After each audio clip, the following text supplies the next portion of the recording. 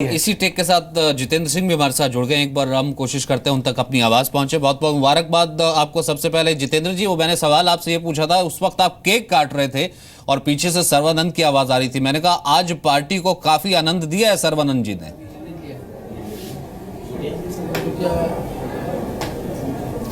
सर्वानंद जी के माध्यम से आनंद, बहुत बढ़िया कहा आपने। निश्चय ही यहाँ पर उत्साह का एक वातावरण है और मैं समझता हूँ कि हम पूरी विनम्रता के साथ जहाँ धन्यवाद करते हैं असम की जनता का, वहाँ पुनः अपने आप को समर्पित करते हैं उन सारे कार्यों के लिए जिनको लेकर के, जिस एजेंडे को लेकर के हम चुनावी मैदान में उतरे थे। और मैं समझता हूँ कि एक बहुत बड़ा संदेश भी है कि देश की जनता ने, असम की जनता ने पुनः अपना विश्वास जतलाया है प्रधानमंत्री नरेंद्र मोदी जी के नेतृत्व में, भाजपा अध्यक्ष श्री अमित भाई शाह की रणनीति में, उनके नेतृत्व में, और जिस प्रकार इन नेताओं के माध्यम से सारे के सारा परिवार, संगठन परिवार और हमारे कार्यकर्ता उत्साहित हुए, प्रेरित हुए, दिन रात मेहनत की। और ये कोई साधारण बात नहीं है। 60-65 वर्षों के बाद असम के लोगों का दिल जीतना और उनको ये विश्वास पैदा करना कि यदि कोई उनकी अपेक्षाओं पर पूरा उतर सकता है तो भारतीय जनता पार्टी की नेतृत्व का प्रशासन। और निश्चय ही क्योंकि आज का भारत युवाओं का भारत है और असम जैसे प्रदेश में युवाओं की अनेकों चिंताएं भी हैं, उनकी अनेकों अपेक्षाएं भी हैं, उनको लेकर के जब हम सामने आए हैं तो उन्होंने हमें विश्वास जतलाया है। तो आने वाले समय में हम पुनः अपने आप को उस कार्य के लिए समर्पित करते हैं। और असम का एक विशेष महत्व इसलिए भी है, पूर्वोत्तर का न्यूक्लियस है। यदि असम का विकास होता है तो उसका प्रभाव सारे पूर्वोत्तर पर पड़ता है। और आपको स्मरण होगा, केंद्र में 2 साल पहले सरकार बनते ही प्रधानमंत्री नरेंद्र मोदी जी ने एक बड़ी खूबसूरत बात कही थी कि भारत माता का समूचा विकास या सामूहिक विकास तभी संभव है जब दोनों भुजाएं बराबर के तौर पर बलवान हो। ऐसा कभी संभव नहीं कि एक भुजा निर्बल रह जाए और दूसरी भुजा का विकास हो जाए, अर्थात पश्चिम के प्रदेश प्रगति करें और पूर्व पीछे रह जाए। अर्थात कहने का तात्पर्य है कि आरंभ से ही प्रधानमंत्री जी को और भारतीय जनता पार्टी के नेतृत्व को पूर्वोत्तर की जो उपेक्षा हुई है, जो तिरस्कार हुआ है गत 5-6 दशकों में, उसका एहसास था और उसका प्रायश्चित करने का संकल्प भी था। अब इसे कैसे देखा जाए? विकास के नाम पे आप कह रहे हैं चुनाव लड़ा, विकास ही अहम नारा था। पीएम जो रैलियों में तमाम गए उन्होंने विकास की बात उठाई। ये विकास के प्रति जनता का जुझारूपन अफेक्शनेट है या फिर एक और जो बात पीएम कहते हैं, कांग्रेस मुक्त भारत की तरफ लोगों का रुझान?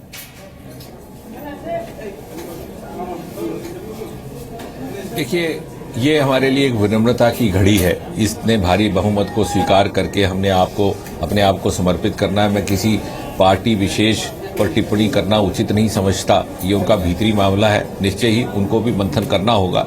परंतु हम सब लोगों को, जैसा आपने प्रश्न किया, वो एक बड़ा थॉट प्रोवोकिंग प्रश्न है। सार्वजनिक जीवन से जुड़े सभी लोग, भले ही राजनीतिक दल किसी के साथ भी संबंध हो, ये विचार करना होगा कि आज का भारत युवा का भारत है।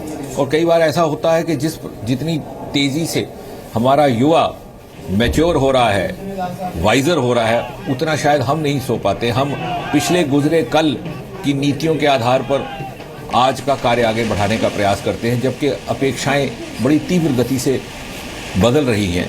और ये युवा, आज का युवा शायद इस बात से सहमत भी है और इस बात से कन्विंस्ड है कि प्रधानमंत्री नरेंद्र मोदी के नेतृत्व में उसकी अपेक्षाओं पर यह सरकार पूरा उतर सकती है, उसकी अपेक्षाएं पूरा कर सकती है। और ये बात यदि है तो सभी राजनीतिक दलों को पहले तो ये समझना होगा कि आज के भारत की अपेक्षा क्या है।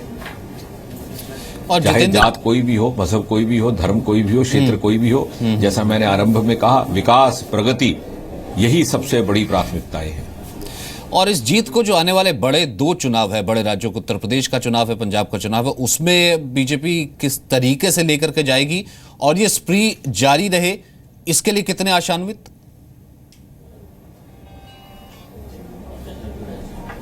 देखिए, एक बात तो साफ जाहिर होगी, जो मैं पहले भी कहता रहा हूं, कई वर्षों के बाद एक बड़ा अद्भुत मंजर सामने आया है।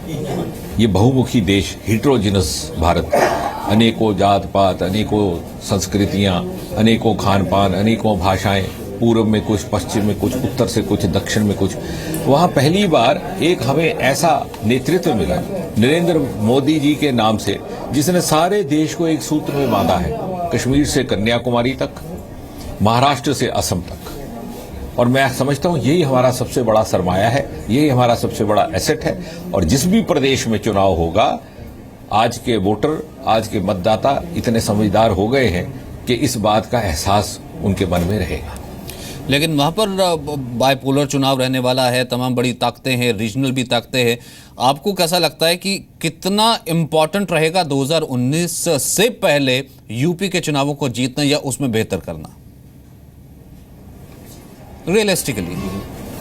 देखिए, अनेकों प्रकार के विश्लेषण इस चुनाव को भी लेकर के किए जा रहे थे और ये भी मल्टी कॉर्नर्ड कंटेस्ट था, परंतु जो परिणाम आया है सबके सामने है। और इससे साफ जाहिर है कि देश की जनता और विशेषकर देश का युवा क्या अपेक्षा करता है और वो क्या निर्णय करता है। राजनीतिक नेताओं और दलों के दाव पेच बहुत ज़्यादा चतुर हों, उससे भी लाभ नहीं होने वाला। जितेंद्र जी, बहुत बहुत शुक्रिया हमसे बात करने के लिए और एक बार फिर से आपको मुबारकबाद आज की असम जीत के लिए और बाकी राज्यों के चुनाव में अपनी प्रेजेंस के लिए। प्रेमचंद मिश्रा जी, आपने सुना कि जितेंद्र जी जिस तरीके की बात कर रहे थे। आपसे अगर मैं पूछूं कि इस भले ही कुछ मार्जिन से हार हुई है, इसमें बिगेस्ट स्टेक क्या रहेगा, और उसी से रिलेट करूं जो सवाल मैं जितेंद्र जी से पूछ रहा था, जिस बड़े इलेक्शन में आपने भी जाना है, जिसको लेकर के तमाम स्ट्रेटजी और तमाम ऐसी बातें सामने आ रही है कि इसे प्रोजेक्ट कीजिए तो ही आप यूपी में वापस आ पाएंगे, उसे कैसे स्ट्रेटेजाइज करेंगे सर? फिर देखिए, अभी हमने लगातार बीजेपी के 2-3 मंत्रियों को सुना है।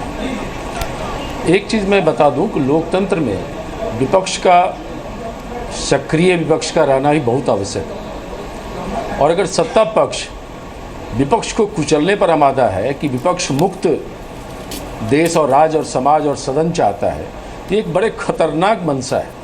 तो लोकतंत्र के खिलाफ ये बातें हैं, तो ये चीज़ें अव्यवहारिक हैं। चुनाव में हार जीत होते रहते हैं, लेकिन आप एक जीत को बड़े रूप में प्रचारित करना, ये बीजेपी की कला है। पॉइंट क्या है कि आप अभी नजमा जी कह रही थी कि असम में जो हमने डेवलपमेंट किया इसलिए हमको वोट मिला। अरे असम में तो आपकी सरकार बनने जा रही है, अब आप डेवलपमेंट करिए जो वादे आपने किए हैं। अभी आपने क्या किया है?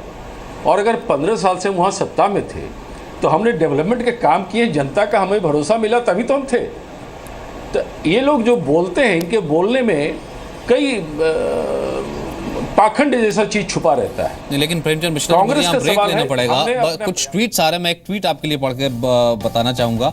एक ट्वीट में लगातार ये लिखा आ रहा है कि अगर बीजेपी ये कहती है कांग्रेस मुक्त भारत, तो कम से कम कांग्रेस के जो रणनीतिकार हैं उनको भी तो कहा जाता है कि आप केवल वंश पर निर्भर नहीं रहिए, और भी जो टैलेंट है पार्टी के भीतर उसे भी तो आप आगे लेकर के आइए। यानी कि वंश मुक्त भारत, वंश मुक्त परिवार भी तो आप आगे ला करके दे सकते हैं। ये भी एक आइडियोलॉजी हो सकती है।